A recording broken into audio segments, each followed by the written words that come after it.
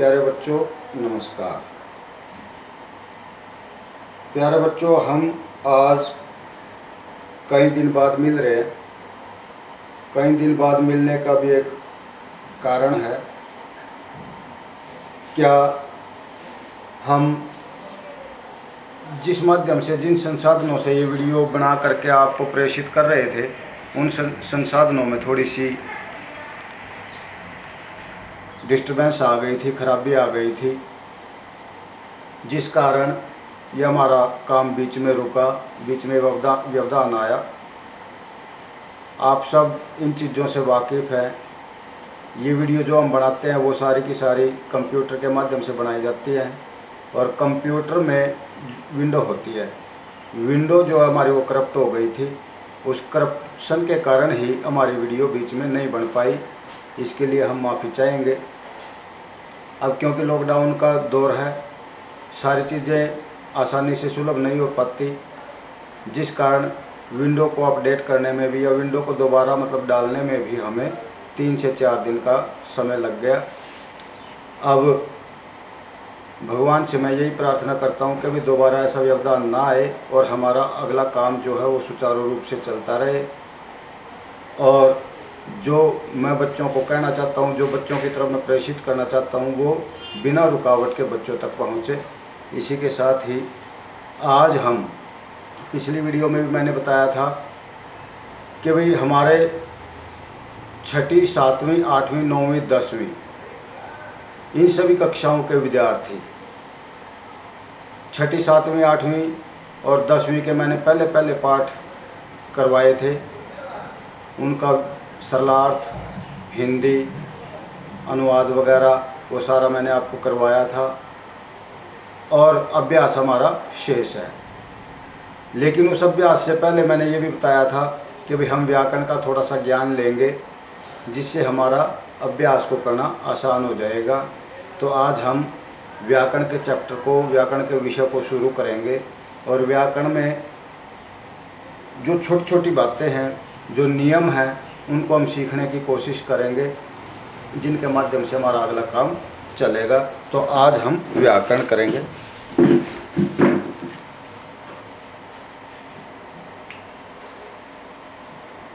व्याकरण ज्ञान। व्याकरण, सबसे पहले तो हम व्याकरण का ही परिचय, व्याकरण को ही समझेंगे। व्याकरण है क्या? व्याकरण नाम क्या है?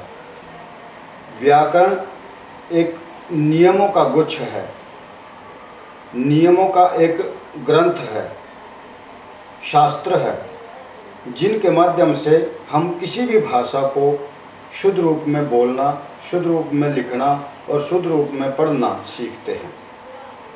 तो आज हम व्याकरण, यानी व्याकरण वह शास्त्र जिसके माध्यम से हम किसी भी भाषा का शुद्ध लिखना, शुद्ध बोलना और शुद्ध पढ़ना सीखते हैं, उसी को हम व्याकरण कहते हैं।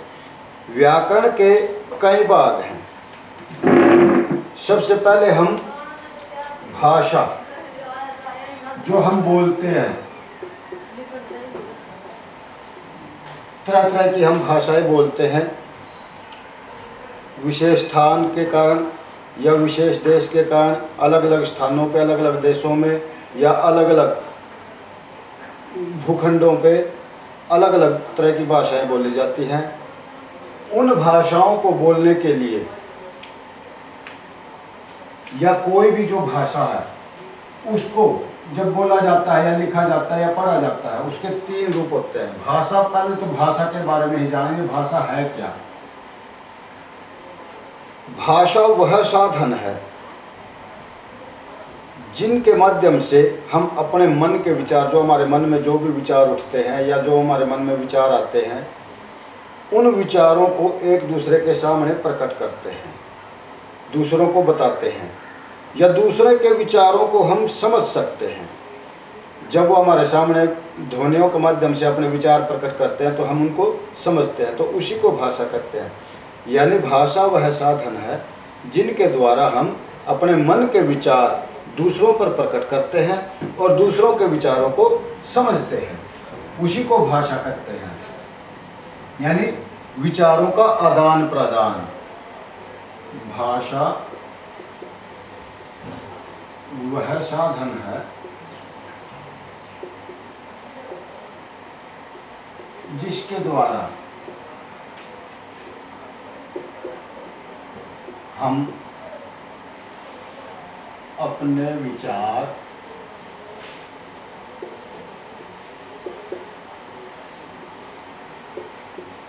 दूसरों पर प्रकट करते हैं और दूसरों के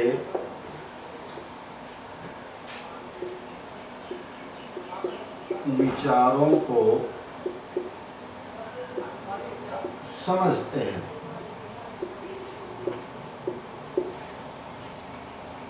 उसे भाषा कहा जाता है। यानी अब भाषा कोई भी हो सकती है।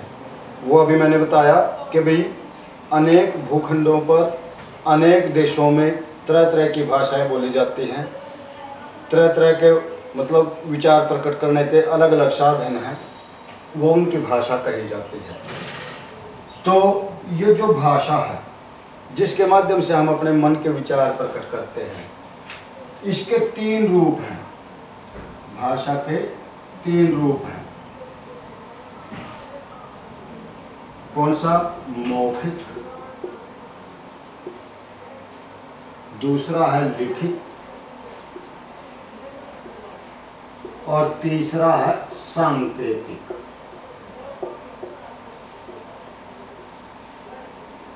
मौखिक, लिखित और सांकेतिक, ये भाषा के 3 रूप हैं।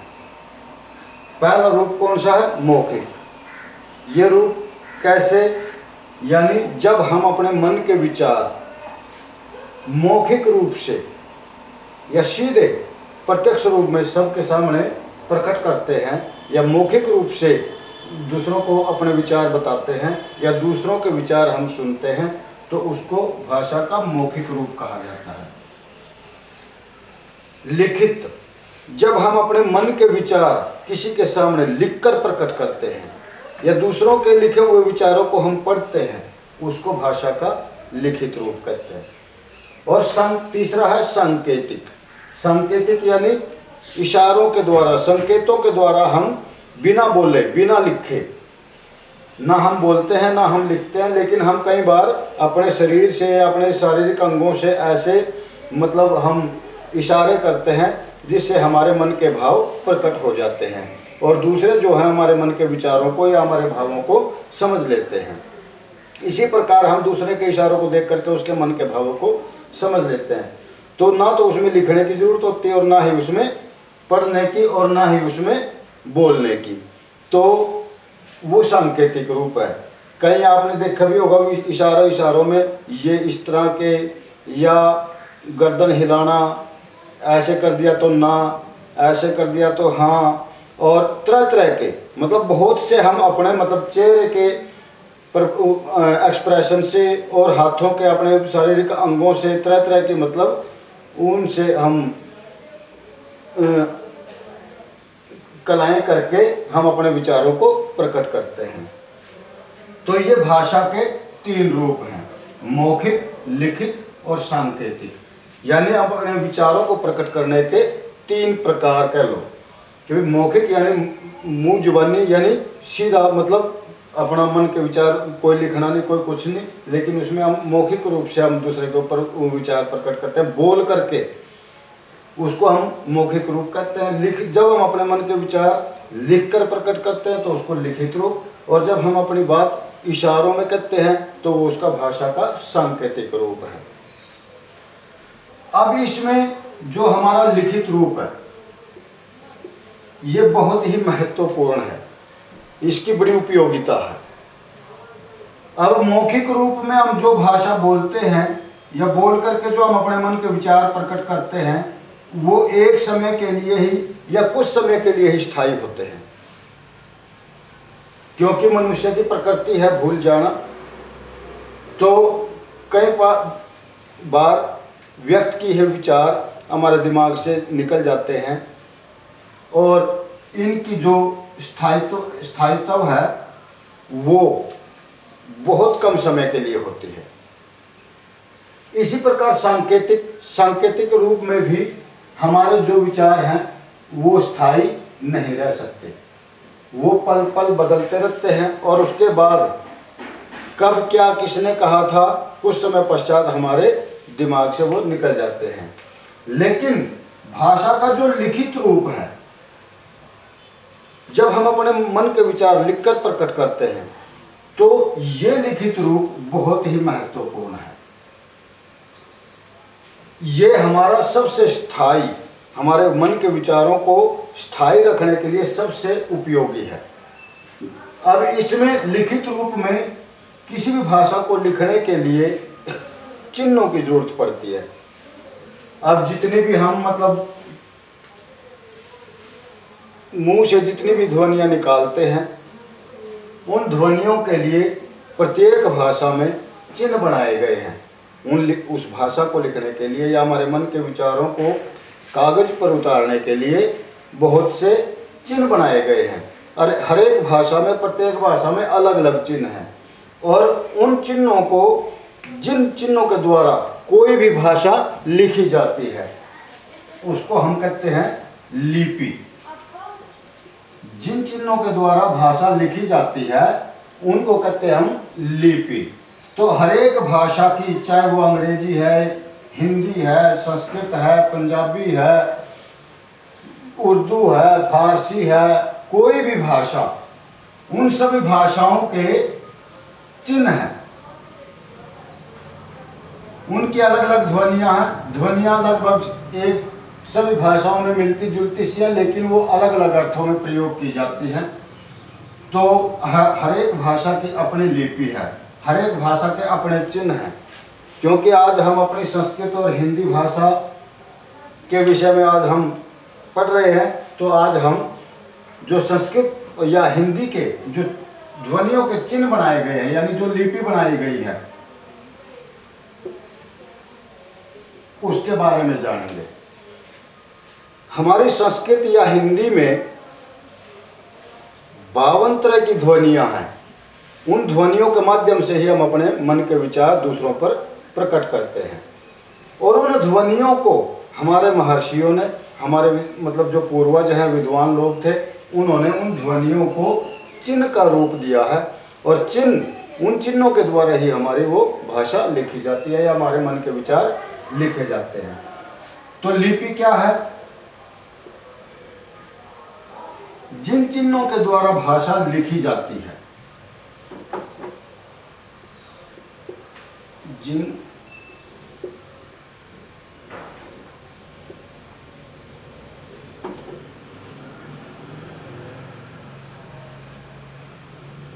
चिन्हों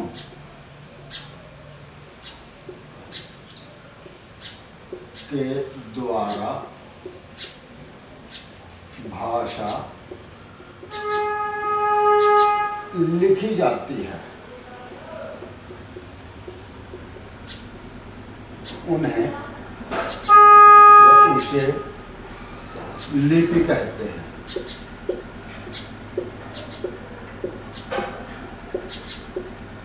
जिन चिन्हों के द्वारा भाषा लिखी जाती है उनको हम लिपि कहते हैं।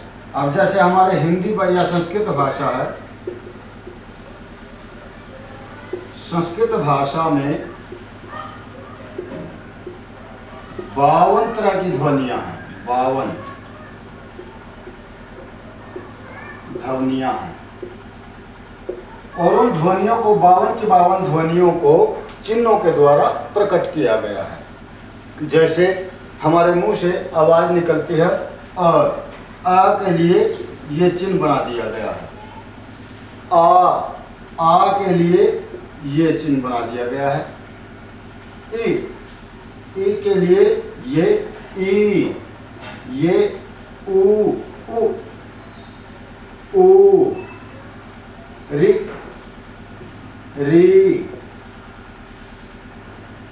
और लरी। ए बोलने के लिए उसके लिए ये चिन्ह बना दिया। ऐ, ओ, औ, अंग, अ। इस तरह हमारे पूरे के पूरे मतलब संस्कृत और हिंदी में 52 तरह की ध्वनियाँ हैं, जिनको मिला करके, जिनको जोड़ करके हमारी भाषा या हमारे शब्द बनते हैं और वाक्य बनते हैं और हमारे मन के विचारों के माध्यम से हम प्रकट करते हैं। तो इस तरह आ से लेकर के क्षत्रज्ञ तक हमारे 52 वर्ण बनते हैं, 52 ध्वनियाँ बनती हैं। वो 52 की 52 ध्वनियों के माध्यम से हम अपनी भाषा को लिखते हैं या उस भाषा के माध्यम से हम अपने मन के विचारों को प्रकट करते हैं। तो अब किसी भी भाषा को, अब जैसे आपने अंग्रेजी में भी देखा होगा, अंग्रेजी में अपने और जो हिंदी में ये जो चिन्ह बनाए गए हैं, ये अभी मैंने यहाँ 13 चिन्ह लिखे हैं, 13 2 15। इसके अलावा और आगे जो व्यंजन वर्ण हैं वो भी मिला करके सारे 52 वर्ण बनते हैं, 52 ध्वनियाँ बनती हैं। इसी प्रकार अंग्रेजी में, हिंदी में और पंजाबी में हर प्रकार से अलग अलग तरह के मतलब चिन्ह दिए गए हैं। अब क्योंकि हिंदी और संस्कृत ये दोनों की दोनों एक ही लिपि में लिखी जाती है, इनकी लिपि का नाम है देवनागरी। ये जो चिन्ह लिखे जाते हैं या इन ध्वनियों को जो चिन्ह का रूप दिया गया है, उस लिपि को कहते हैं देवनागरी। हर एक भाषा की अपनी लिपि है और उस लिपि के नाम भी हैं। जैसे हमारी हिंदी और संस्कृत की लिपि का नाम है देवनागरी, इसी प्रकार पंजाबी की है गुरमुखी, इंग्लिश की है रोमन, उर्दू की है अरबी।